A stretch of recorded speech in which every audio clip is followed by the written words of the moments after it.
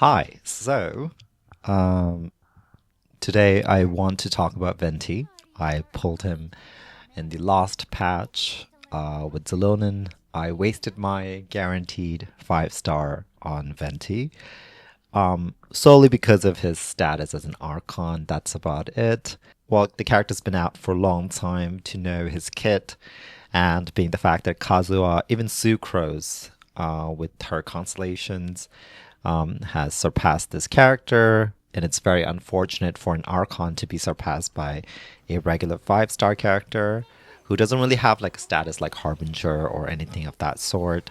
Kazuha, he's one of the greatest buffer out there, and Zelonin and Kazuha shares that same position, and Sucrose with the grouping and also providing the EM buff for your whole team.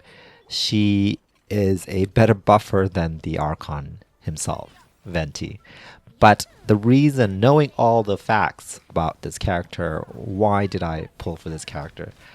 It's mainly because of his grouping and how he groups the lighter enemies, the enemies that he could group from his burst. I think also the Spiral Abyss, the floor 11, where you have to protect the health of the statue and you get a lot of mobs. And then for me, it's really frustrating, even though with Sucrose, yeah, it was doable, but I still wanted Venti for that. More so his Archon status. That's the reason why I pulled for him. Do I regret pulling for this character? I can't really say I regret pulling for him because it was an intentional pull.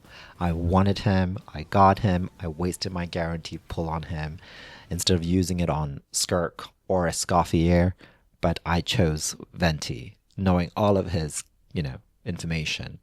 And but I honestly thought I was going to have more fun with this character in the overworld. But what I have noticed with this character is that it is difficult for his burst to absorb the element. I know that the enemy has to be affected by the element for his swirl to be affected by it. And for me, right now, I do want to showcase him in the Spiral Abyss. One of the reasons why I pulled for him, especially the first floor, because you have more of the enemies that you can group. And some of the enemies, like the samurais, you can't really group them. I think they were the first character that Hoyoverse introduced, where they were too heavy for Venti to pull with his burst. And unfortunately, that was the demise of this character. And from that point on, Venti kind of stayed irrelevant. And then on top of that, they introduced Kazuha, and Kazuha literally took the shine. Still to this day, Kazuha is more superior to Venti and some of the other characters as well, like Sucrose. All right, so here we are. Yeah, listen, it's a silly reason for me to pull for this character, but so far I can't really say I regret pulling for him because I knew what I was getting myself into for pulling for this character, and saying that I regret him is it's silly. But I honestly was hoping for more. Well, I was hoping more from him when it came to the overworld, and unfortunately, he has not delivered any. Um, I guess see, like right here, the Hydro has been infused with his burst.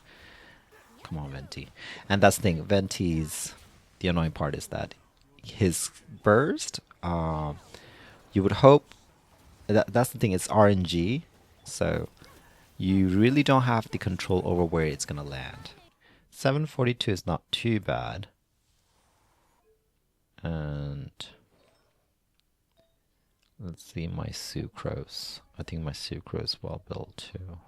Yeah, Sucrose. And I have the Sidlali's signature weapon on her. Unfortunately, I got that instead of viewing a signature. Yeah, yeah, over 1,000.